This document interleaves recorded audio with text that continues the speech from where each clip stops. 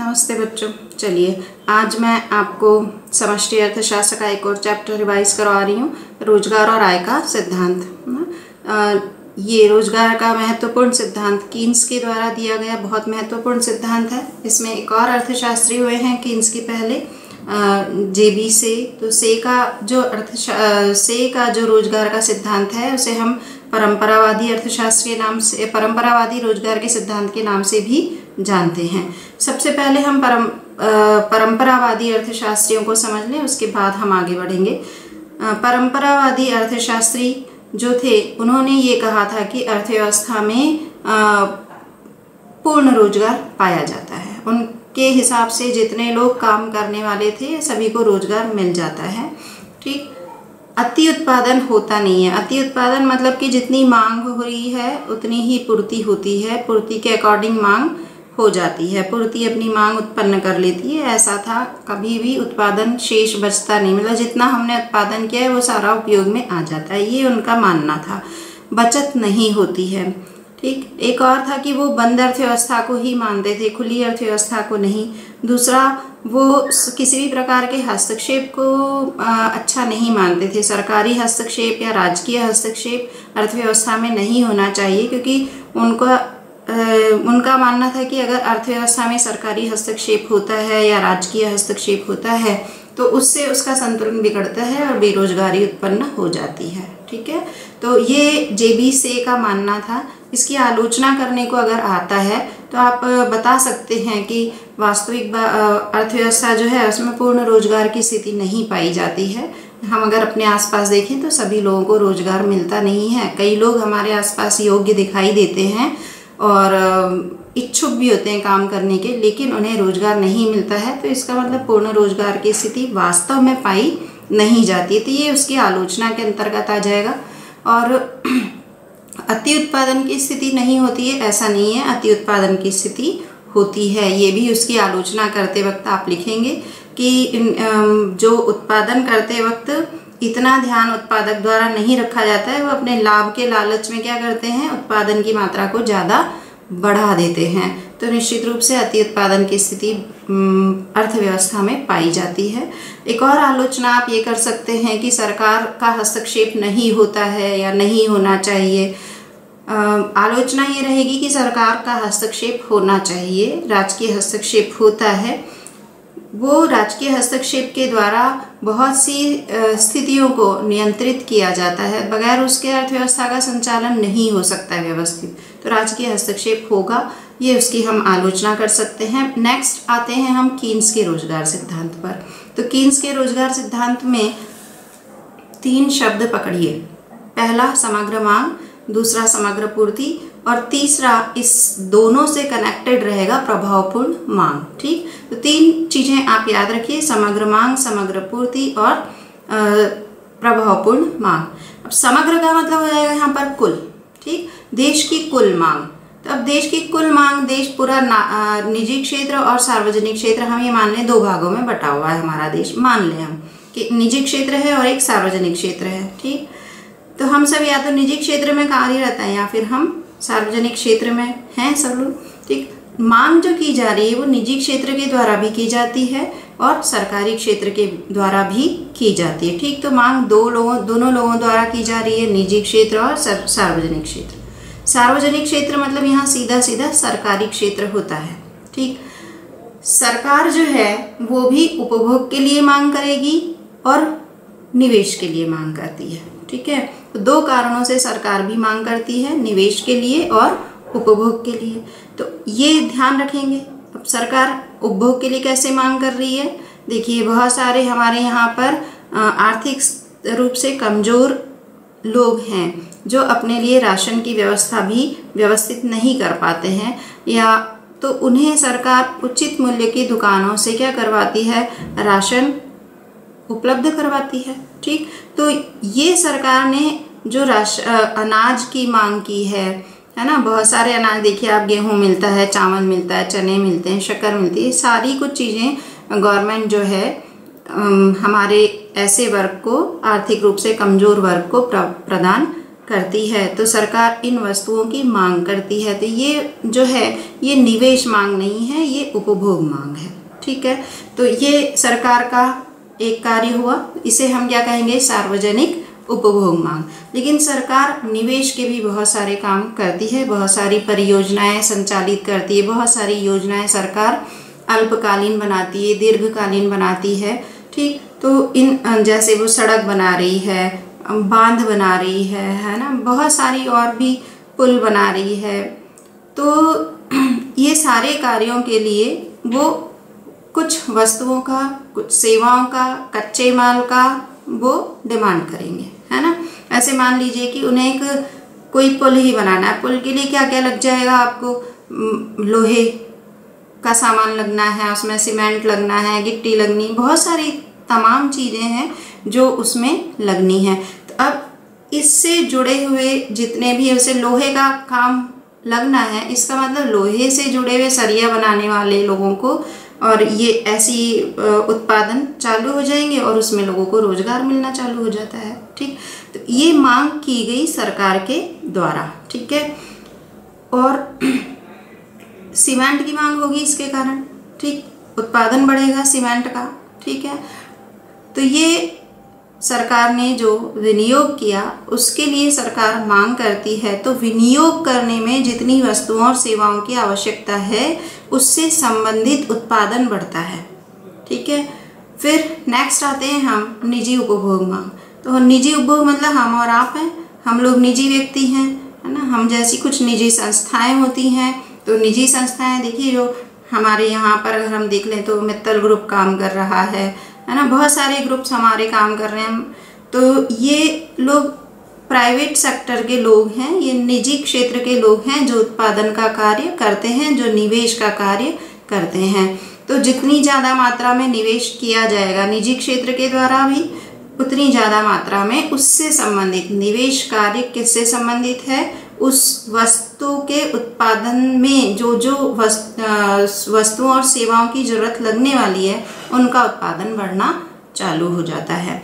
ठीक है, तो ये हुआ एक उनका विनियोग मांग। निजी व्यक्ति उपभोग भी करता है, हम और आप तमाम वस्तुओं का दिन सुबह से लेकर शाम तक उपभोग करते हैं। तो जितनी वस्तुओं का हम उपभोग कर रहे हैं उतनी उन वस्तुओं की मांग बढ़ेगी। तो निजी व्यक्ति के द्वारा जब उपभोग की मांग की जाती है तो निजी उपभोग मांग, निजी व्यक्ति के द्वारा जब विनियोग के लिए मांग की जा रही है तो ये निजी विनियोग या निजी निवेश मांग हो जाएगी। सार्वजनिक क्षेत्र के द्वारा या सरकार के द्वारा बांध पुल वगैरह बनवाने के लिए जो निवेश से संबंधित मांग हुई, ये सार्वजनिक निवेश मांग। और जो सरकार के द्वारा उपभोग करने के संबंध में जो मांग उत्पन्न हुई है उसे हम क्या कहेंगे, वो कहलाएगी आपकी सार्वजनिक उपभोग मांग। ठीक है, तो ये चार चीजें तो ये। अब इसमें एक और वाक्यांश है, वो है शुद्ध निर्यात मांग का। शुद्ध निर्यात मांग मतलब कि हम निर्यात भी करते हैं, हम आयात भी करते हैं। ठीक है, लेकिन हमको शुद्ध का मतलब यहाँ थोड़ा सा समझ लेना है, सिर्फ कि हमने आयात किया बाहर से और हम उसके बदले निर्यात कर रहे हैं। ठीक है, तो हमने जितने मूल्य का आयात किया और हमने कितने मूल्य का फिर निर्यात किया है। ठीक, इन दोनों के मूल्यों में जो अंतर आता है उस अंतर को हम कहेंगे शुद्ध निर्यात मांग। मतलब उतनी मांग जो हम अभी आयात के बदले में हम अभी कर नहीं पाए हैं निर्यात, उस निर्यात को करने के लिए भी हम मांग करते हैं। ये मांग निजी क्षेत्र भी कर सकता है, ये मांग सार्वजनिक क्षेत्र भी कर सकता है। तो आयात और निर्यात का जो अंतर है उसे खत्म करने के लिए हम जो मांग कर रहे हैं वो आपका कहलाएगा शुद्ध निर्यात मांग। ठीक है, कोई भी राष्ट्र जो है उसके लिए हितकर होता है कि वो अपने यहाँ से निर्यात ज़्यादा करे, वो अपने यहाँ पर आयात कम करे, है ना। आप अगर अपने पड़ोसी से बहुत ज़्यादा आयात करने लगोगे, इसका मतलब आप अपने पड़ोसी से ज़्यादा सामान लेने लगोगे तो आप कर्जदार हो जाओगे, और ये स्थिति किसी भी व्यक्ति के लिए अच्छी नहीं होती है। तो ऐसे ही देश का रहेगा कि हम अगर पड़ोसी देशों से या विकसित राष्ट्रों से या विश्व बैंक से अगर ज़्यादा आयात कर लें, पैसे ज़्यादा लेना शुरू कर दें, तो हम लोगों के लिए, किसी भी देश के लिए ये स्थितियाँ अच्छी नहीं होगी। ठीक, तो इसी को मैनेज करने के लिए हम करते हैं कि हम इसका भुगतान जो है, आयात का भुगतान या तो हम अपने यहाँ उत्पादित वस्तु के रूप में करेंगे या सेवा के रूप में करेंगे, और या फिर हम अपने यहाँ इन वस्तुओं का मूल्य कैसे चुकाएंगे, मुद्रा के रूप में। तो अगर हम मुद्रा के रूप में चुकाते हैं तो ये हमारे लिए अच्छा नहीं होता है, हमारे देश की मुद्रा बाहर जाती है, जबकि हर सरकार की कोशिश ये होनी चाहिए कि वो अपने यहाँ पर विदेशी मुद्रा का भंडारण करे। अगर हम निर्यात करेंगे तो हमारे पास विदेशी मुद्रा आएगी, है ना। तो ये हुआ समग्र मांग का पक्ष। अब दूसरा होता है समग्र पूर्ति। समग्र मांग सरकार ने की, निजी व्यक्ति ने की, अब इसकी पूर्ति कौन कर रहा है, इसकी पूर्ति भी उत्पादक करता है, ठीक है। समग्र मांग जो है वो कुल व्यय है। यहाँ ये भी समझ लीजिए, समग्र मांग हमारा व्यय होता है। देखिए, आप जब मांग का चैप्टर आपने पढ़ा है उस समय पे आप इस चीज़ को समझ चुके हैं कि हम जब मांग करते हैं तो बगैर पैसे के तो आप कोई वस्तु नहीं देगा आपको ना। तो हम उसे जब पैसे देते हैं इसका मतलब मैंने क्या किया, व्यय किया, ठीक। तो इसका मतलब ही क्या हुआ कि मांग क्या है, व्यय है, व्यक्ति के द्वारा किया जाने वाला व्यय है। तो ऐसे ही हम निजी क्षेत्र के द्वारा और सार्वजनिक क्षेत्र के द्वारा जो मांग की जा रही है उसके लिए उन्होंने मूल्य चुकाया है। तो ये मूल्य को अगर हम जोड़ लेते हैं तो हमें मालूम पड़ जाता है कि हमारा व्यय कितना है, ठीक है। तो ये क्लियर हो गया। उसके बाद में हम आते हैं समग्र पूर्ति जो है उसको हम राष्ट्रीय आय कहते हैं। इसके बाद हम आ जाते हैं सीधे प्रभावपूर्ण मांग क्या है। तो प्रभावपूर्ण मांग को आप ऐसे समझ सकते हैं, हमने वस्तु के मूल्य निर्धारण के समय ये समझा है कि जिस जगह पर वस्तु की मांग और वस्तु की पूर्ति एक दूसरे के बराबर होते हैं उसी जगह पर वस्तु के मूल्य का निर्धारण होता है, ठीक है। अब यहाँ पर आप ये समझिए इसे कि समग्र मांग और समग्र पूर्ति जिस जगह पर एक दूसरे के बराबर होते हैं वो बिंदु प्रभावपूर्ण मांग कहलाता है, ठीक। मतलब समग्र मांग जितनी ज़्यादा होगी समग्र पूर्ति उतनी ज़्यादा करनी पड़ेगी, समग्र मांग जितनी बढ़ेगी पूर्ति उतनी बढ़ानी पड़ेगी, और जितना ये बढ़ता जाएगा प्रभावपूर्ण मांग का स्तर जितना ऊंचा होता जाएगा उतनी ही ज़्यादा मात्रा में लोगों को रोजगार मिलेगा। ये केन्स का मानना है, ठीक है। और केन्स ने प्रभावपूर्ण मांग पर बहुत ज़्यादा जोर दिया है। तो केन्स के रोजगार के लिए आप ये तीन चीज़ें दिमाग पर रखिए, समग्र मांग, समग्र पूर्ति और प्रभावपूर्ण मांग। समग्र मांग के 4 घटक पूछे जाते हैं तो वो 4 घटक आप याद रखिए, और एक और जो शुद्ध निर्यात मांग है ये भी उसके घटकों में ही शामिल है। अब हम आते हैं उपभोग प्रवृत्ति या उपभोग फलन क्या होता है। तो उपभोग फलन यानी कि उपभोग किसका फल है, ये मानिए आप। फलन मतलब परिणाम, किसका परिणाम है। तो हमारी आय का परिणाम है उपभोग, है ना। हमारी आय का ही परिणाम है बचत। तो बचत, हमारी आय बढ़ेगी, उपभोग बढ़ा, इसका मतलब ये फलन हुआ, ठीक है। तो ये ध्यान रखिएगा, बचत आय फलन जो है उपभोग फलन जो है वो आय का बढ़ने का और आय के कम होने का क्या परिणाम पड़ता है, क्या असर होता है, क्या प्रभाव पड़ता है उपभोग पर, उसे आप कहेंगे उपभोग प्रवृत्ति या उपभोग फलन, ठीक है। अब ये आय बढ़ेगी तो बढ़ेगा उपभोग फलन, है ना, और आय कम होगी तो ये घटता है उपभोग, ठीक। वर्तमान समय में अगर हम देखें लॉकडाउन में चल रहे हैं, हम लोगों की पास निश्चित रूप से इस समय पैसों की थोड़ी कमी आई है, तो इस समय पर हमारा उपभोग जो है वो थोड़ा कम हो जाता है, हो गया है, निश्चित रूप से हुआ है, ठीक है।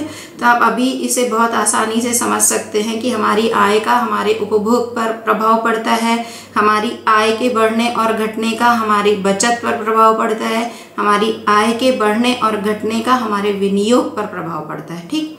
तो आय के बढ़ने घटने का जो उपभोग पर प्रभाव पड़ा उसे कहा आपने उपभोग फलन, आय के बढ़ने और घटने का बचत पे जो प्रभाव पड़ा वो बचत फलन, और जो या बचत प्रवृत्ति, और आय के बढ़ने घटने का जो विनियोग पर प्रभाव पड़ा उसे आप क्या कहेंगे, निवेश प्रवृत्ति या निवेश फलन या विनियोग फलन, ओके।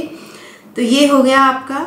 अब इसके बाद में जो एक है कि कुल मांग जो है वो उसमें बहुत सारे फैक्टर्स हैं, उसमें एक है उपभोग विनियोग, हम ऊपर समझ चुके हैं, सरकार व्यय करती है अपना, निजी क्षेत्र व्यय कर रहा है अपना, है ना। अब जो उपभोग होता है वो कैसे प्रभावित होता है? तो उपभोग जो है वो आय के आकार से प्रभावित होता है। आय अगर बढ़ेगी तो उपभोग बढ़ेगा, आय अगर बहुत ज़्यादा बढ़ी तो उपभोग का प्रकार बदल जाता है हम लोगों का, लेकिन उपभोग में वृद्धि होती है, ठीक है। और उपभोग की प्रवृत्ति कैसी होती है हमारी, है ना? उपभोग की प्रवृत्ति कैसी होगी? अगर हम बहुत ऐसे हैं कि हमारी आदतें ही होती हैं कुछ लोगों की कि बहुत ज़्यादा उपभोग के ऊपर ध्यान देते हैं, तो हमारी उपभोग प्रवृत्ति बढ़ी है। कुछ संतोषी प्रभाव के लोग अगर हैं देश में बहुत ज़्यादा, तो उपभोग प्रवृत्ति हमारी थोड़ी कम होती है, ये एक फैक्टर है। फिर विनियोग जो है, विनियोग में आप देखें तो पूंजी की सीमांत कुशलता। पूंजी की सीमांत कुशलता का अर्थ क्या होगा कि जो पूंजी है उसकी अंतिम इकाई को जब हम लगाते हैं तो उसको लगाने से हमें कितना मूल्य पूंजी प्रदान कर रही है, फिर, है ना? पूंजी के कारण हमें कितना लाभ मिला है, पूंजी की एक अतिरिक्त इकाई लगाने पे आपको कितना लाभ मिला है। अगर ये ज़्यादा मिलता है तो उसे आप कहेंगे कि पूंजी की सीमांत कुशलता बढ़ी हुई है, अन्यथा अगर कम मिलता है तो ये घटी हुई मानी जाएगी, ठीक। तो ये विनियोग कब ज़्यादा होगा? जब पूंजी की सीमांत कुशलता बढ़ी हुई रहती है, जब पूंजी ज़्यादा धन प्रदान करवा रही है, पूंजी जब ज़्यादा ब्याज प्रदान करवा रही है, पूंजी जब ज़्यादा लाभ प्रदान करवाती है, उस समय पर विनियोग ज़्यादा होगा। अगर पूंजी की सीमांत उत्पादकता कम है तो विनियोग भी कम हो जाएगा, ठीक है। फिर ब्याज दर एक और है कि ब्याज दर के कारण क्या होगा? मांग में कुछ कमी वृद्धि होगी। अगर ब्याज की दर बढ़ा देती है बैंक तो मांग में कमी आ जाएगी, है ना? और अगर ब्याज दर बैंक कम कर देती है तो क्या होगा? मांग में वृद्धि हो जाएगी, ठीक है। पूंजी की सीमांत कुशलता ब्याज दर जो है वो किस पर डिपेंड करती है? ब्याज की दर जो है वो किस पे डिपेंड है? तो एक तो तरलता पसंदगी है, या उसे हम कहते हैं नगद पसंदगी। अगर देश के नागरिक नगद रूप में मुद्रा ज़्यादा रखते हैं अपने पास तो वहाँ पर ब्याज दर क्या हो जाएगी? ऊंची हो जाएगी, ठीक है। और अगर नगद रूप में हम कम रखते हैं, खर्च ज़्यादा करते रहते हैं, तो ऐसे में ब्याज की दर कम हो जाती है, क्योंकि मनी जो है वो रोटेट हो रही है मार्केट में, ठीक। ओके, और इसके बाद में फिर हम लोग जो नगद क्यों रखते हैं, एक और ये क्वेश्चन भी आ सकता है। तो नगद क्यों रखा जाता है? लोग अपने पास में तरलता के रूप में, लिक्विडिटी फॉर्म में मुद्रा को क्यों रखना चाहते हैं? धन के रूप में क्यों नहीं रखना चाहते हैं ज़्यादा मुद्रा? तो उसके कारण जो हैं, एक तो हमारे लेन देन संबंधी उद्देश्य होते हैं। तो लेन देन संबंधी उद्देश्यों को पूरा करने के लिए हम ये समझते हैं कि अगर हमने मुद्रा अपने पास ज़्यादा नहीं रखी तो लेन देन में प्रॉब्लम आती है। ऐसे हम तुरंत अपना व्यवहार निभा लेते हैं, ठीक है। दूसरा है सावधानी या सुरक्षा के उद्देश्य से। सुरक्षा के उद्देश्य से हम अपने पास हमेशा नगद रूप में मुद्रा को रखना ज़्यादा अच्छा मानते हैं, है ना? इसलिए भी ब्याज की दर बढ़ती है। एक और कारण है सट्टा। सट्टा एक अच्छा खासा व्यापार बना हुआ है ना?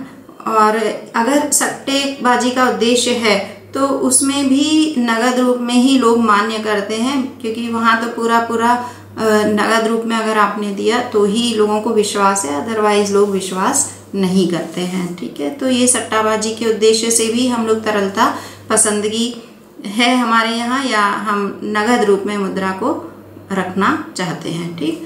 अब इसके बाद में और कॉन्सेप्ट हैं इन्हीं के, कीन्स ने ही बताया हमें ना। प्राचीन अर्थशास्त्री तो यही कहते रहे कि रोजगार सबको मिलता है, इसका मतलब पूर्ण रोजगार की स्थिति है। लेकिन कीन्स ने ये बता दिया कि नहीं, पूर्ण रोजगार नहीं होता है, अर्थव्यवस्था में अपूर्ण रोजगार की स्थिति बनी रहती है, ठीक। पूर्ण रोजगार सबसे पहले कहते किसे हैं ये समझ लीजिए। पूर्ण रोजगार का मतलब ये हुआ कि जितने इच्छुक और योग्य व्यक्ति हैं उनको उनकी इच्छा और उनकी योग्यता के अनुसार कार्य का मिलना, ये हुआ पूर्ण रोजगार। अगर ऐसा है तो ठीक, पूर्ण रोजगार है देश में। और अगर ऐसा नहीं है, इसका मतलब देश में पूर्ण रोजगार नहीं है, तो फिर क्या है? अपूर्ण रोजगार है, ठीक है। अब न्यून रोजगार और अपूर्ण रोजगार एक ही रहेगा, ठीक। हम जिसे अपूर्ण रोजगार कहेंगे इसका मतलब रोजगार पूरे लोगों को नहीं मिला है, मतलब कम लोगों को मिला है, इसका मतलब न्यून रोजगार हो गया, ठीक है। बेरोजगारी जो है एक होती है संरचनात्मक बेरोजगारी। संरचनात्मक बेरोजगारी का मतलब क्या हुआ कि हमारी अर्थव्यवस्था जो है एक क्षेत्र से निकलकर दूसरे क्षेत्र में आई। जैसे प्राथमिक क्षेत्र में बहुत सारे लोग हमारे काम कर रहे थे और प्राथमिक क्षेत्र से निकलकर हम फिर कहाँ आए, द्वितीय क्षेत्र में। तो द्वितीय क्षेत्र में जब आए तो हमारे प्राथमिक क्षेत्र में जो लोग काम कर रहे थे उन्हें द्वितीय क्षेत्र में काम करने की समझ नहीं थी, वो अंडरस्टैंडिंग डेवलप नहीं हुई। तो इसलिए बहुत सारे लोग जो हैं जो पहले काम कर रहे थे वो अब काम से हट जाते हैं। तो ये ऐसा कुछ उत्पन्न होती है बेरोजगारी। इस प्रकार से इसे हम कहेंगे संरचनात्मक बेरोजगारी। ठीक है, टेक्नोलॉजी नई आई, अब नई टेक्नोलॉजी के लिए यूज टू नहीं है अगर, तो वो व्यक्ति क्या करेगा, वो व्यक्ति फील्ड को छोड़ देता है, वो व्यक्ति फिर बेरोजगार हो जाता है। तो ये संरचनात्मक बेरोजगारी कि हमारी बनावट में कुछ फर्क आया, हमारी अर्थव्यवस्था की बनावट में फर्क आने पर जो बेरोजगारी उत्पन्न हुई वो संरचनात्मक बेरोजगारी हो जाएगी। अनैच्छिक और ऐच्छिक बेरोजगारी ये भी एक प्रकार होता है। तो अनैच्छिक मतलब कि मेरी इच्छा है कार्य करने की लेकिन मुझे कार्य नहीं मिल रहा, ये अनैच्छिक बेरोजगारी। और ऐच्छिक बेरोजगारी का मतलब मुझे कार्य करने की इच्छा ही नहीं है, मेरी इच्छा है कि मैं बेरोजगार रहूं, है ना, मैं अपनी इच्छा से बेरोजगार हूं, तो इसे कहेंगे हम ऐच्छिक बेरोजगारी। और मैं अपनी इच्छा से बेरोजगार नहीं हूं, मुझे काम मिल ही नहीं रहा है, ये हुआ अनैच्छिक बेरोजगारी। ठीक है, फिर एक और आगे बढ़ते हैं। इसी में मौसमी बेरोजगारी भी आती है। मौसमी बेरोजगारी को हम छिपी हुई बेरोजगारी भी बोलते हैं। मौसमी बेरोजगारी मतलब कि कुछ साल के कुछ महीनों में, जैसे कृषि श्रमिक है, उन्हें साल के कुछ महीनों में काम मिलता है, बारिश के समय पे उनका काम खत्म हो जाता है, तो वो मुश्किल से 8 महीने कार्य करते हैं, शेष 4 माह उनके पास कार्य नहीं है। तो ये क्या हुआ, मौसम के कारण बेरोजगारी उत्पन्न हुई। ठीक है, फिर छिपी हुई बेरोजगारी। छिपी हुई बेरोजगारी का मीनिंग ये होता है कि आप 10 लोग किसी घर में हैं और 10 लोग एक ही कार्य को कर रहे हैं, है ना, हमने वहाँ से 2 लोगों को हटा दिया और कार्य के जितना हम काम पहले करते थे वहाँ पे उतना ही उत्पादन अभी भी हो रहा है, जबकि 2 लोगों को हम हटा चुके।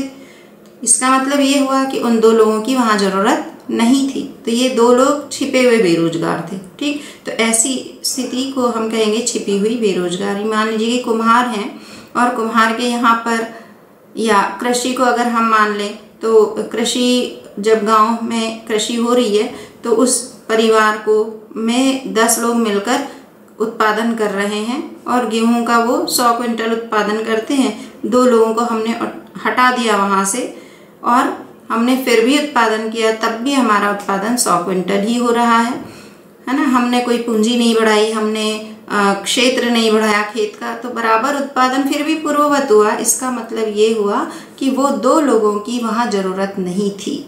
ठीक, तो वो 2 लोग कैसे थे, बेरोजगार, जो दिखाई नहीं दे रहे थे। ठीक है, ये छिपी बेरोजगारी। आगे बढ़ते हैं। आगे होता है न्यून मांग या अभावी मांग किसे कहेंगे। तो न्यून मांग और अभावी मांग के लिए आप ये याद रखें कि न्यून मांग मतलब कि पूर्ति की तुलना में मांग की कमी हो जाना।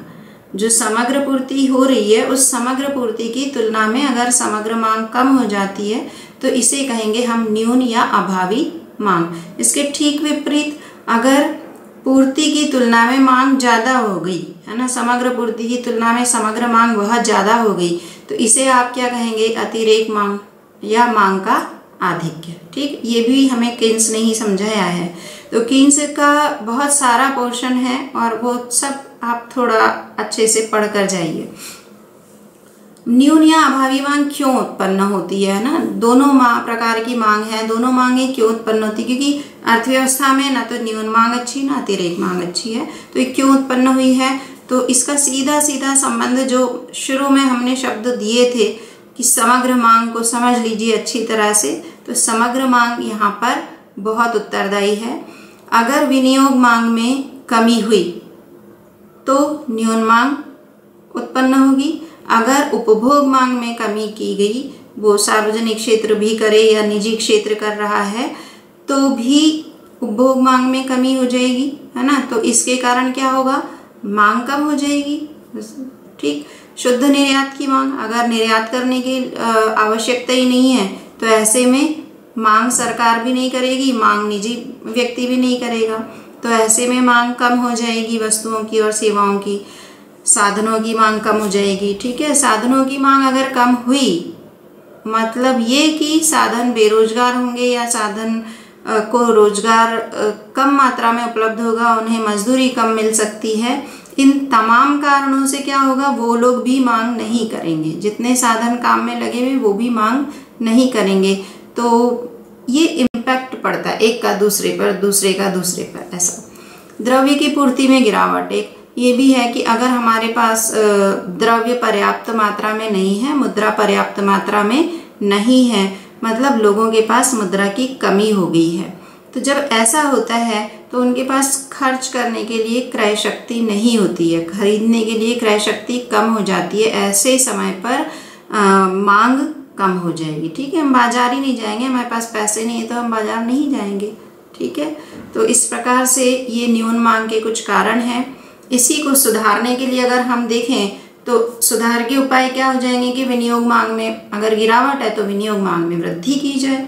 ठीक, सरकार भी करे और निजी क्षेत्र भी करे, कुछ ऐसी नीतियां बनाई जाए जिससे कि ये दोनों मांग, उपभोग मांग, निजी उपभोग मांग और निवेश मांग दोनों क्षेत्रों की बढ़ जाए। अगर ये हम करवा सकते हैं तो ऐसा है ना। शुद्ध निर्यात मांग में गिरावट अगर आ रही है तो कोशिश होनी चाहिए कि निर्यात हम ज़्यादा करें। ऐसी कुछ नीतियां हमें बनानी पड़ती हैं जिससे हमारा निर्यात ज़्यादा हो। तो उससे जब निर्यात ज़्यादा होगा तो उस निर्यात को करने के लिए हम वस्तुओं के उत्पादन को करने के लिए, सेवाओं के उत्पादन को करने के लिए क्या करेंगे, कच्चे माल का मांग करेंगे। ठीक है, साधनों की डिमांड करेंगे तो उससे मांग बढ़ना शुरू हो जाती है। ठीक है, कच्चे माल का डिमांड किया मतलब कि जो प्राथमिक क्षेत्र है वहाँ पर लोगों के पास पैसा गया, वो डिमांड करने लगेंगे वस्तुओं की और सेवाओं की, है ना। और जब आपने उद्योग में उत्पादन चालू किया मतलब बहुत सारे लोगों को रोजगार मिल जाएगा, तो उनके पास पैसे आ जाएंगे, वो भी खर्च करेंगे। ठीक है, तो इस प्रकार से ये एक ऐसी चैन जैसी बनी हुई है। फिर एक और है कि वितरण योग्य आय जो है उसमें असमानता अगर होती है तो अभावी मांग उत्पन्न होती है। इसको सही करने के लिए क्या करना है, सभी लोगों को करीब करीब एक समान वितरण किया जाए आय का। मतलब अधिकतर ऐसा ना हो कि राष्ट्रीय आय का बहुत बड़ा भाग कुछ ही लोगों के पास रह जाए। अगर ऐसा होगा तो कुछ ही लोग हैं जो खर्च करेंगे, बाकी लोग खर्च ही नहीं कर पाएंगे, तो उपभोग मांग या विनियोग मांग दोनों में कमी आ जाएगी। तो जो वितरण है आय का वो करीब करीब एक जैसा होना चाहिए, तो सभी वर्गों के द्वारा मांग की जाएगी। ठीक है, और अतिरेक मांग क्या होगी, न्यून मांग की बिल्कुल अपोजिट है। ठीक, क्यों उत्पन्न हुई, क्योंकि विनियोग मांग में वृद्धि होगी, विनियोग करने के लिए बहुत ज़्यादा मात्रा में मांग की जा रही है, इसलिए अतिरेक मांग उत्पन्न हो गई है। ठीक है, या फिर पूर्ति में कमी हो जाती है तब भी अतिरेक मांग हो गई, हम उत्पादन ही नहीं कर पाए इतना, इसलिए भी अतिरेक मांग उत्पन्न हो जाती है ना। उपभोग मांग में वृद्धि हो गई, लोग उपभोग ज़्यादा कर रहे हैं, पैसा ज़्यादा आ गया, उपभोग ज़्यादा हो रहा है। ठीक, इसलिए भी मांग में वृद्धि हो जाएगी, अतिरेक मांग हो जाएगी ये। ठीक है, और शुद्ध निर्यात मांग में वृद्धि, मतलब जो ऊपर हमने कारण समझे वही कारण नीचे हैं, बिल्कुल अपोजिट समझिएगा उसे।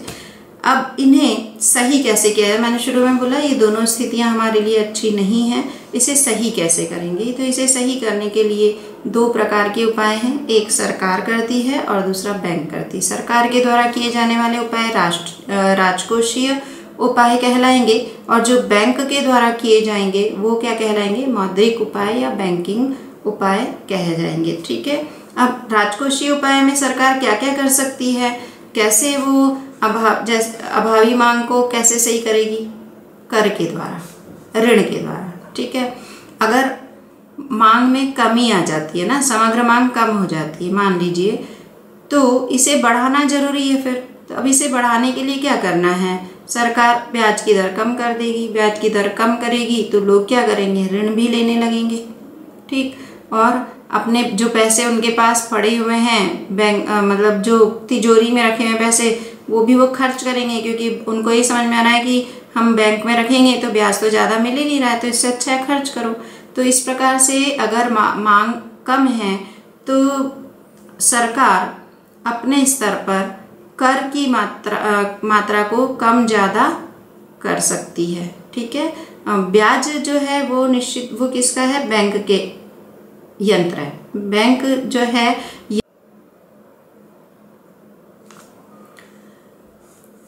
ठीक, बैंक जो इस्तेमाल करती है वो ब्याज दर को करेगी, ठीक। लेकिन जब सरकार राजकोषीय नीति के माध्यम से इस्तेमाल कर रही है तो वो क्या है, कर, ठीक। कर है सार्वजनिक ऋण। सार्वजनिक ऋण मतलब कि लोगों से सरकार ऋण लेती है। सरकार बोलेगी नहीं आपको कि हमें ऋण की जरूरत है, आप ऋण दे दीजिए, ठीक। सरकार क्या करेगी, सरकार कुछ योजनाएं ऐसी बनाएगी, अल्प बचत योजनाएं निकाल सकती है जिससे हमारे पास में जो पैसे हैं वो हम उन बचत योजनाओं में लगा दें, तो पैसा हमारा किसके पास चला गया, सरकार के पास, ठीक है। तो इस प्रकार से वो न्यून मांग और अभावी मांग को भी वो संतुलित करता है। और अगर अतिरेक मांग हो रही है तो उस समय पर क्या करना है गवर्नमेंट को, ब्याज जो उसकी दर है कर की, उसको क्या करेंगे, अगर मांग अतिरेक हो रही है तो अब इसका मतलब ये है कि लोगों के पास पैसा ज़्यादा है, ठीक है, तो उनके पास से पैसे वापस लेना है, इसका मतलब कर की मात्रा बढ़ा दीजिए, ठीक है, सार्वजनिक ऋण ज़्यादा ले लीजिए उनसे, ठीक। तो इस प्रकार से एक और होता है घाटे की वित्त व्यवस्था। घाटे की वित्त व्यवस्था के माध्यम से भी सरकार, क्योंकि घाटे की वित्त व्यवस्था अगर वो रखेगी तभी सरकार कर को कम और ज़्यादा कर को ज़्यादा बढ़ा पाती है, ठीक है। तो और वो नए नोटों का निर्गमन भी कर पाती है तब घाटे की वित्त व्यवस्था से, और उससे फिर वो अर्थव्यवस्था को संतुलित कर पाते हैं, ठीक है। मौद्रिक नीति बैंकों के द्वारा होगी, तो बैंक क्या करेंगे, ये जो है ब्याज दर के माध्यम से, ठीक, रेपो रेट होता है उसके माध्यम से, है ना। इस प्रकार से फिर वो कुछ अपने शेयर्स को खरीदते हैं, बेचते हैं, उसके द्वारा भी वो हमारे धन को अपने पास ले सकते हैं या उनके पास जो धन है उसे बाहर मार्केट में ला सकते हैं, ठीक। कुल मिलाकर दिमाग पर सिर्फ इतना रखिएगा कि अगर न्यून मांग है तो इसका मतलब ये हुआ कि लोगों के पास पैसों की कमी है ना, इसलिए मांग कम हो रही है। तो उस समय पर जितने भी टैक्स हैं जितने उसमें छूट दी जाएगी, ठीक है। सार्वजनिक ऋण जो लिए जा रहे हैं उसमें कमी कर दी जाएगी ताकि लोगों के पास ही पैसा रहे, सरकार अपने पास नहीं लेगी उस समय पैसे को। और जिस समय पर मांग जो है अपोजिट हो जाती है तो फिर सरकार क्या करेगी, ठीक, वो आप समझिए अब, ठीक है। इस प्रकार से ये वाला पोर्शन जो है हमारा ये